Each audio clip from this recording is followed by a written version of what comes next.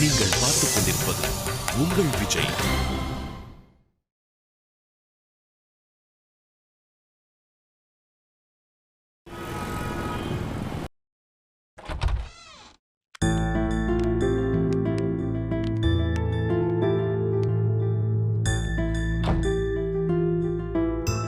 என்ன?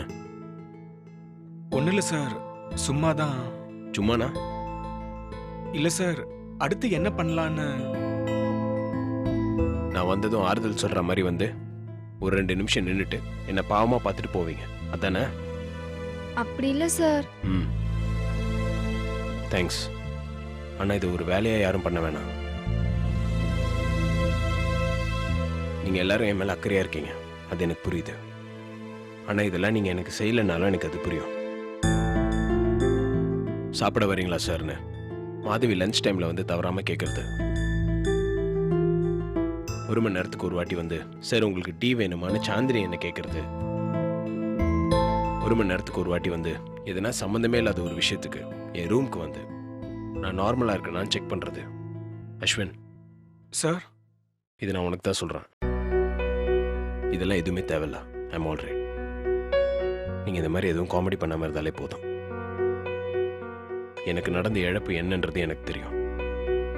அதுலேருந்து எப்படி வெளியே வர்றது நான் முயற்சி பண்ணிட்டு தான் இருக்கேன். அது என்னோட ப்ராப்ளம், நான் பார்த்துக்கிறேன். நீங்கள் யாரும் அதை பற்றி கவலைப்பட வேணாம். எனக்கு பெருசாக எதுனா நீங்கள் உதவி பண்ணணும்னு தோணுச்சுன்னா தயவு செஞ்சு என்னை தனியாக விடுங்க, அதுவே போதும். Yes sir. நீங்கள் முதல்ல அதை மறந்தாதான் நான் அதை மறக்க முடியும். அதை விட முக்கியமான விஷயம், நீங்கள் என்னதான் பாசமாக நேசமாக நடந்துக்கிட்டாலும் வேலைன்னு வரப்போ நான் எப்பவும் போல தான் இருப்பேன். என்னடா இவன் இவ்வளோ பாசம் காட்டுறோம், அப்போவும் இவன் இப்படி நடந்துக்கிறானேன்னு உங்களுக்கு தோணும். இதெல்லாம் உங்களுக்கு தேவையா? நாங்க எதையும் எதிர்பார்த்தால இதை பண்ணல சார். அப்புறம் எனக்கே ரொம்ப கஷ்டமாக இருக்கும். அப்படி ஒரு தர்ம சங்கடமான நிலைமை எனக்கு ஏற்படுத்தாதீங்க. இல்லை சார். தேங்க்ஸ். நீங்கள் போகலாம். நான் எதனா தேவைன்னா உங்களை கூப்பிட்றேன். Okay sir. ம்.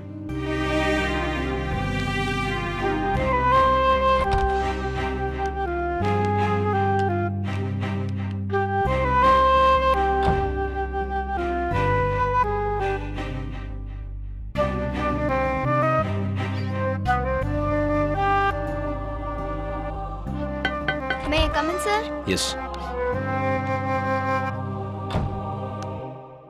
சார் 11:30க்கு உங்க டீமோட மீட்டிங் இருந்துச்சுல? ஆமாம், நான் தான் அந்த 2 o'clock போஸ்ட்போன் பண்ணேன். ஏன்? ஆக்சுவலா உங்க டிபார்ட்மெண்ட்ல இருக்க மாதவின்ற பொண்ணுக்கு பர்த்டே. கம்பெனி சார்பா இந்த பொக்கேயும் கிஃப்ட்டா உங்களுக்கு கொடுத்துருங்க சார். பர்த்டேவா? என்கிட்ட சொல்லவே இல்லையே. சார், பர்த்டேன்னு அவங்க எப்படி சார் சொல்லுவாங்க? நம்ம தான் கண்டுபிடிச்சு விஷ் பண்ணணும். சரி, இதை கொடுத்துருங்க சார். ஷோ.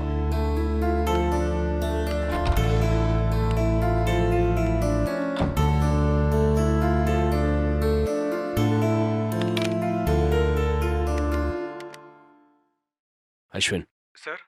நீங்கள் 4 பேரும் கொஞ்சம் உள்ள வாங்க. Yes sir.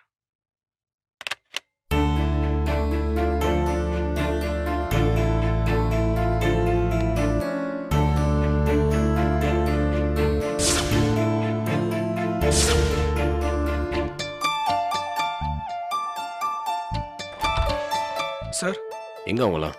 இதோ வராங்க சார். ம்.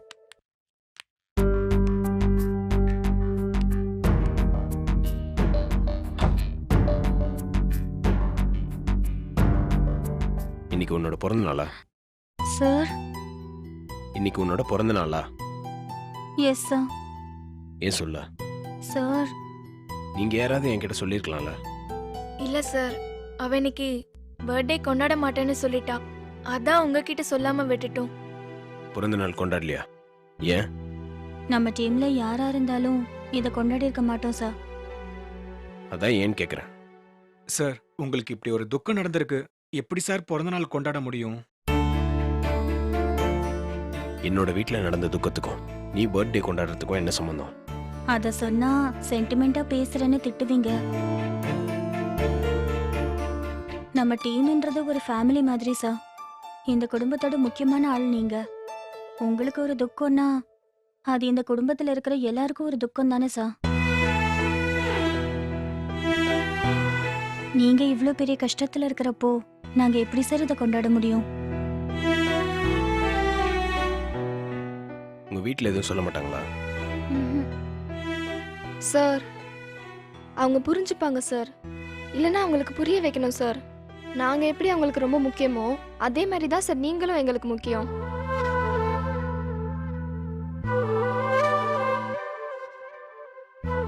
Sorry sir.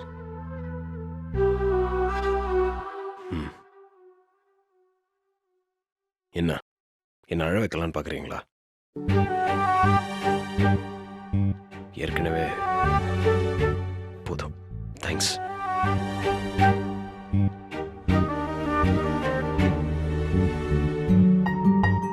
வேற என்ன நான் சொல்றது?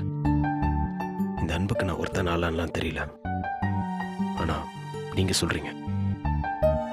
தேங்க்ஸ். மாதவி வா.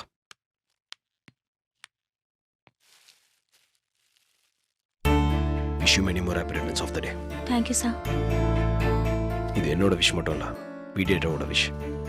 இந்த பொக்கையும் இந்த கிஃப்டும் கம்பெனி உனக்கு கொடுக்குது. Thank you sir. ரொம்ப சந்தோஷமா இருக்கு.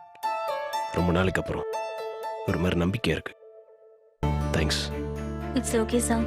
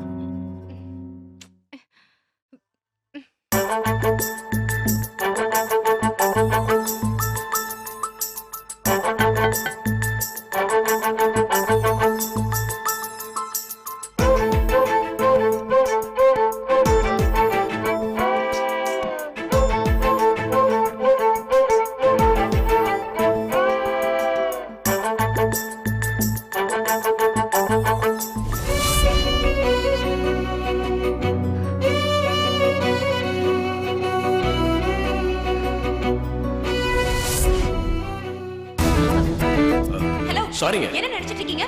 இல்ல அது வந்து என்ன வந்து தெரியாம. போய் நானும் வந்ததுல இருந்து பாக்குறேன். நீங்க ஒவ்வொன்றும் வேணும்னே செய்றீங்க. கிண்டல் பண்றீங்க, பார்த்து பார்த்து சிரிக்கிறீங்க. இப்போ துப்பட்டா புடிச்சு இழுக்கிறீங்க. இல்லங்க நான் சொல்றது வந்தா கேட்க ஆள் இல்லன்னு நினைச்சிட்டீங்களா?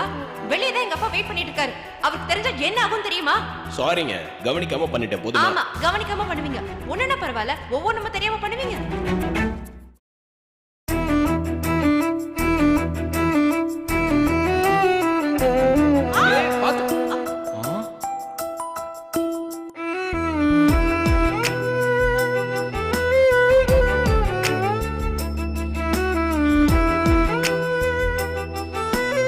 வாவ் மச்சான் செம்ம கேட்ச்டா.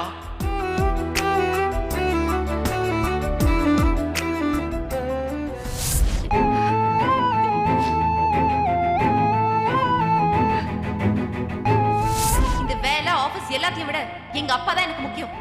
அவர் சொல்றதை தான் நான் கேட்பேன். ஒரு கழுதையை கட்டிக்க சொன்னாலும் நான் கட்டிப்பேன். கட்டிக்க, எதை வேணா போய் கட்டிக்க, எனக்கு என்ன?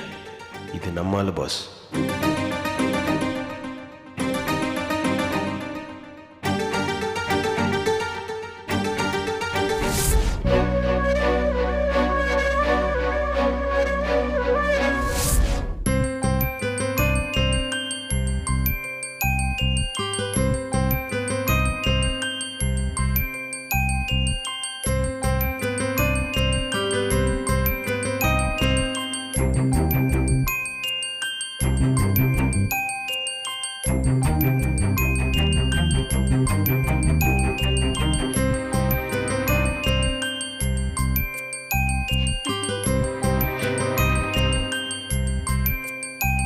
மச்சான் கை கோத்துக்குடா.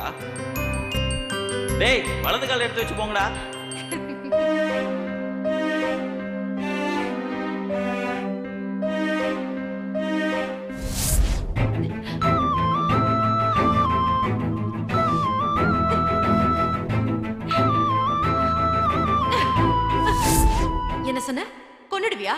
கொல்ல பாப்போம் கொல்லுங்கறல ஏய், என்ன கொல்ல மாட்டேன்னு பாக்குறியா?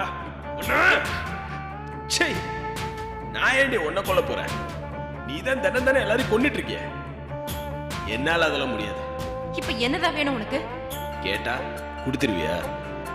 செத்து போன சூசனை உயிரோட கேட்டா கொடுத்துருவியா? உன்னை பார்த்தாலே எனக்கு அருவருப்பா இருக்கு கார்த்திக். டெய்லி குடிச்சிட்டு வந்து பொண்டாட்டி கிட்ட டீசன்சி எல்லாம் நடந்துக்கிற. ஏய், என்ன ஏய்? நானும் பாத்துக்கிட்டே இருக்கேன், ஓவரா பேசிக்கிட்டு போற.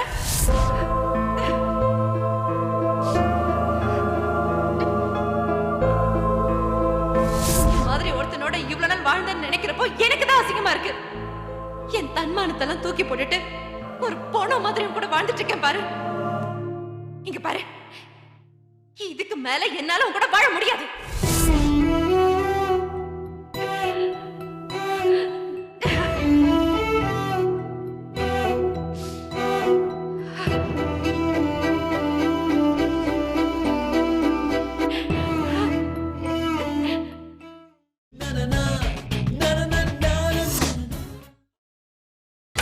நீங்கள் பார்த்துக் கொண்டிருப்பது உங்கள் விஜய்.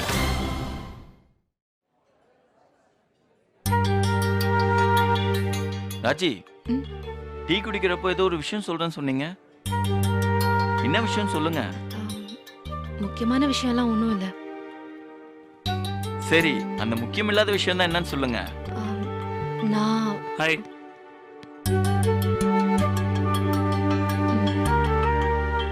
ராஜி கேண்டீனுக்கு வரப்பெல்லாம் கரெக்டா வந்துடுறான்.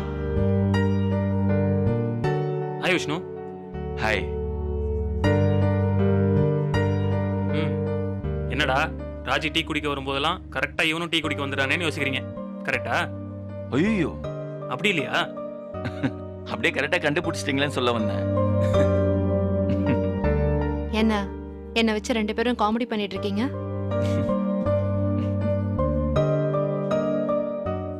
சாரி ராஜி, நான் கிளம்புறேன். நான் அப்புறமா வந்து உங்ககிட்ட பேசுறேன்.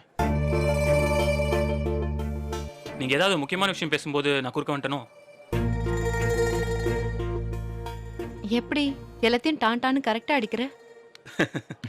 எல்லாம் ஒரு காமன் சென்ஸ் தான் ராஜி. நீங்க 2 பேரும் வேணா பேசுங்களேன், நான் அப்படியே அந்த ஓரமா போய் உட்காந்துக்கிறேன். சச்சா, அப்படி உனக்கு தெரியாத ரகசியம்லாம் ஒன்றும் இல்லை. வழக்கம் போல எனக்கும் கார்த்திக்கும் நடக்கிற பிரச்சனை தான். நீங்க 2 பேரும் பேசிக்கிறதே இல்லை. நீங்க திரும்பவும் பிரச்சனை ஆரம்பிச்சிட்டானா? பிரச்சனைலாம் சொல்ல முடியாது. ரொம்ப நாளாக யோசிச்சுட்டு இருந்த விஷயம் நேற்று போட்டு உடைச்சிட்டேன். இங்க பாருங்க ராஜி, உங்க 2 பேருக்கு நடுவில் இருக்க பர்சனல் விஷயங்களை நீங்க வெளில சொல்லணும்னு அவசியம் இல்லை. அதை நீங்களே பேசி தீர்த்துக்கிறது நல்லது. 3வது ஆள் மூக்க நுழைச்சாலே அது பிரச்சனையில தான் போய் முடியும். 3வது ஆள்னு என்ன சொல்றீங்களா? நான் 3வது ஆள்னு என்ன சொன்னேன், நீங்க 4வது ஆள். அது இன்னும் மோசம். ராஜி, நிஜமாலே உனக்கு ஷேர் பண்ணிக்கணும்னு தோணுச்சுன்னா சொல்லு, இல்லைன்னா விஷ்ணு சொன்ன மாதிரி விட்டுரு. இல்லை, முடிவெல்லாம் எடுத்துட்டேன். ஆனால் அப்படி ஒரு முடிவெடுத்தது எனக்கு கஷ்டமா இருக்கு. ஃப்ரெண்ட்ஸ் கிட்ட ஷேர் பண்ணிக்கிட்டா கொஞ்சம் பெட்டரா இருக்கும்னு ஃபீல் பண்ணேன். ஒரு முடிவு எடுக்கிறதுக்கு முன்னாடி என்ன முடிவு எடுக்கணும்னு கேட்டா ஓகே. முடிவு எடுத்ததுக்கு அப்புறம் இப்படி ஒரு முடிவு எடுத்துட்டேன்னு சொல்றதுல யாருக்கு என்ன பிரயோஜனம்? நீ சொல்லு ராஜி. சரியோ தப்போ, என் மனசுக்கு எது சரின்னு படுதோ அதை நான் சொல்றேன்.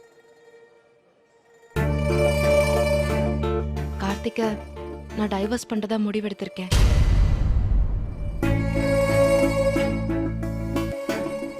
கார்த்திக் கிட்ட சொல்லிட்டீங்களா? சொல்லிட்டேன். எப்போ?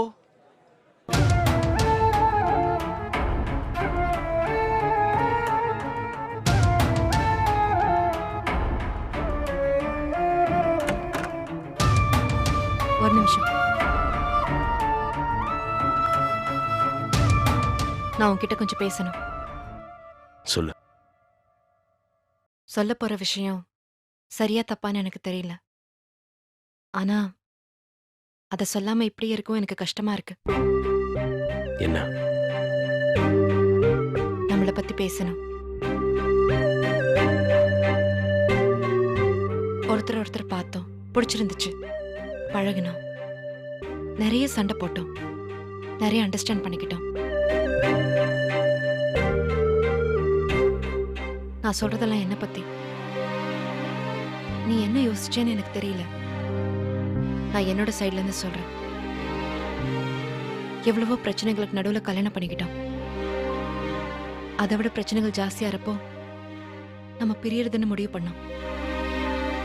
ஏன் தப்பு உன் தப்புன்னுலாம் நான் சொல்ல வரல. செட் ஆகல, பிரிஞ்சிட்டோம்.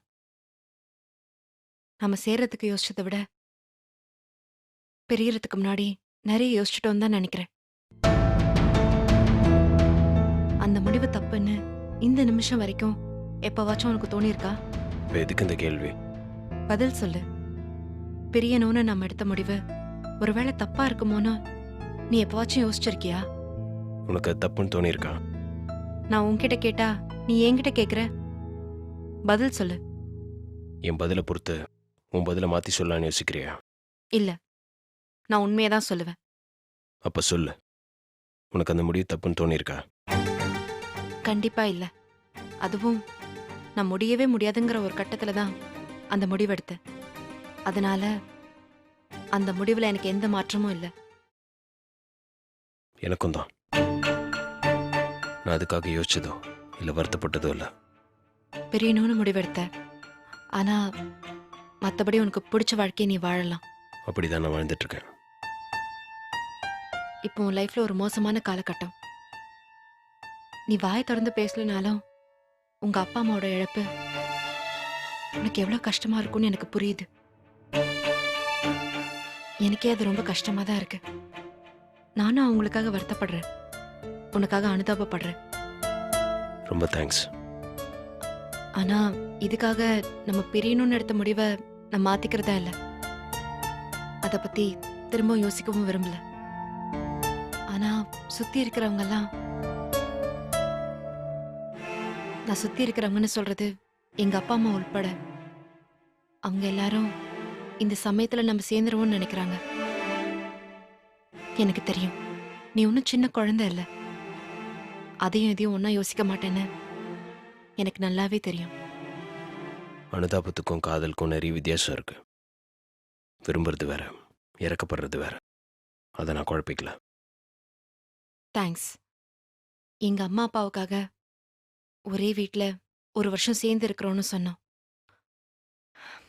ஆனா இங்க நீ யாரோ நான் யாரோன்னு வாழ்ந்துட்டு இருக்கோம். சட்டத்தை பொறுத்த வரைக்கும் நீயும் நானும் இன்னும் கணவன் மனைவிதான். ஒரு வருஷம் கழிச்சு இந்த முடிவு மாறும்னு எனக்கு தோணல. ஒரு வருஷத்துக்கு அப்புறம் நம்ம டைவர்ஸ் அப்ளை பண்ணி அதுக்கப்புறம் டைவர்ஸ் கையில கிடைக்கிறதுக்கு கண்டிப்பா லேட் ஆகும். பிரியறதுன்னு முடிவு பண்ண பிறகு காத்திருக்கிறது வேஸ்ட்னு தோணுது.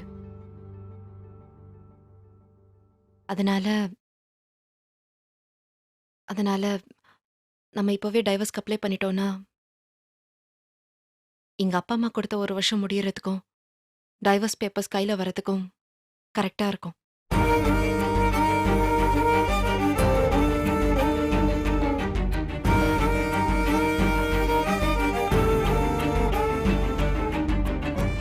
மனசளவுல நம்ம எப்பவோ பிரிஞ்சிட்டோம். சட்டப்படி டைவர்ஸ்ங்கிறது வெறும் லீகல் ப்ரொசீஜர் மட்டும்தான்.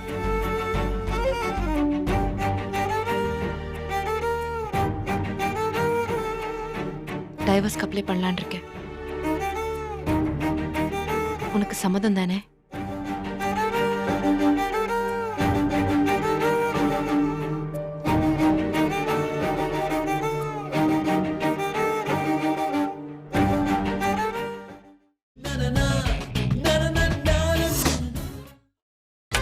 நீங்கள் பார்த்துக் கொண்டிருப்பது உங்கள் விஜய்.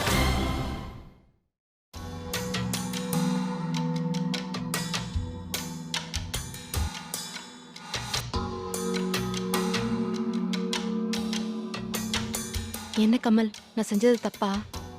நிச்சயமா இல்லை. பிடிக்காத ஒருத்தரோட சேர்ந்துருக்கிறத விட பிரிஞ்சிருக்கிறது எப்பவுமே நல்லது. நீ ஒரு வருஷம் அவன் கூட சேர்ந்து இருக்க போறேன்னு சொன்னதே எனக்கு ரொம்ப கஷ்டமா இருக்கு ராஜி. எனக்கு ஒன்றும் நீ எடுத்த முடிவு ஆச்சரியமா இல்லை. அவன் வேணான்னு மனசளவில் எப்போ தூக்கி எறிஞ்சிட்ட. இப்போ லீகலாக நீங்கள் பிரிய போறீங்க, அவ்வளோதான் வித்தியாசம். இதில் சரி தப்புன்னெலாம் ஒன்றும் இல்லை. நீ ஏற்கனவே எடுத்த முடிவு தானே இது. விஷ்ணு உங்களுக்கு என்ன தோணுது? அதான் முடிவு பண்ணிட்டீங்களே, விடுங்க. அப்புறம் எதுக்கு அதை பத்தி பேசிக்கிட்டு? இல்ல இல்ல, நீங்க ஏதோ யோசிக்கிறீங்க. என்ன யோசிக்கிறீங்கன்னு சொல்லுங்க. நீங்க எடுக்கிற முடிவு சரியா தப்பாலாம் நான் சொல்ல வரல. இது உங்க லைஃப், நீங்க யோசிச்சு முடிவெடுங்க. ஆனா இந்த முடிவை நீங்க ஒரு தப்பான நேரத்துல எடுத்திருக்கீங்க. என்ன விஷ்ணு சொல்றீங்க? அவங்க அப்பா அம்மா இறந்து இன்னும் 10 நாள் கூட ஆகல. அதுக்குள்ள அவன்கிட்ட போய் நீங்க இதை சொல்லியிருக்கீங்கன்னா ஏன் சொன்னா என்ன தப்பு? ஏற்கனவே அவன் ரொம்ப நொந்து போயிருக்கான். இப்ப போய் அவங்ககிட்ட இதை சொல்றதுக்கு உங்களுக்கு தப்புன்னு தோணலையா? எதுக்காக நம்ம கார்த்தியை திட்டுறோம்? மன்னிப்பு கேட்க வந்த அவங்க அப்பா அம்மா கிட்ட ஒரு மனிதாபிமானத்தோடு நடந்துக்கலன்னு தானே. அதே மனிதாபிமானத்தோடு தான் இப்ப நீங்களும் நடந்துக்கலன்னு தோணுது.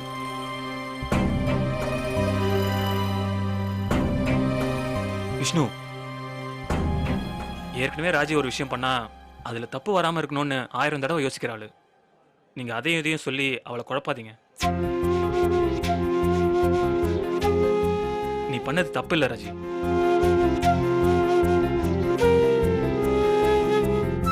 விஷ்ணு நீங்க சொல்லுங்க. இல்ல ராஜி, இது தப்புன்னு தான் தோணுது. இல்ல, நான் உங்களுக்கு எக்ஸ்பிளைன் பண்றேன். விளக்கம்லாம் தேவையில்லைங்க. எப்போதுமே கரெக்டான விஷயத்துக்கு நிறைய விளக்கம் தேவைப்படாது. ஒரு விஷயத்தை நம்ம விளக்க வேண்டியதா இருந்தாலே அதுல ஏதோ தப்பு இருக்குன்னு அர்த்தம். நீங்க பண்ணது தப்பு ராஜி. விஷ்ணு என்ன ராஜி, நீங்க கார்த்தி வேணா நீங்க எப்பவும் முடிவு பண்ணது. ஒரு வருஷம் சேர்ந்து இருப்போன்றது இப்போ முடிவு பண்ணது. உங்களுக்கு நடுவுல பேச்சுவார்த்தையே இல்ல. எப்படி பிரிய தானே போறீங்க? இப்ப நான் போய் டைவர்ஸ் வேணும்னு சொன்னதுனால கார்த்திக்கு பெரிய கஷ்டம் வந்துருச்சுன்னு நினைக்கிறீங்களா? விஷயம் அது இல்ல ராஜி. இந்த சூழ்நிலையில இந்த விஷயத்தை நீங்க பேசுனது தப்பு. கார்த்தி எனக்கு பிடிக்காதுதான், ஆனாலும் நீங்க பண்ணது தப்பு. ரொம்ப ரொம்ப தப்பு ராஜி. இதை நான் உங்ககிட்ட இருந்து எதிர்பார்க்கல. வாழ்க்கைன்றது சென்டிமெண்டால ஆனதுதான். என்னைக்கு கார்த்திகிட்ட அந்த சென்டிமெண்ட் இல்லாம போச்சோ அப்பவே அவன் அவுட்டு. இப்ப நீங்களும் அதை தூக்கி போட்டீங்க. சாரி.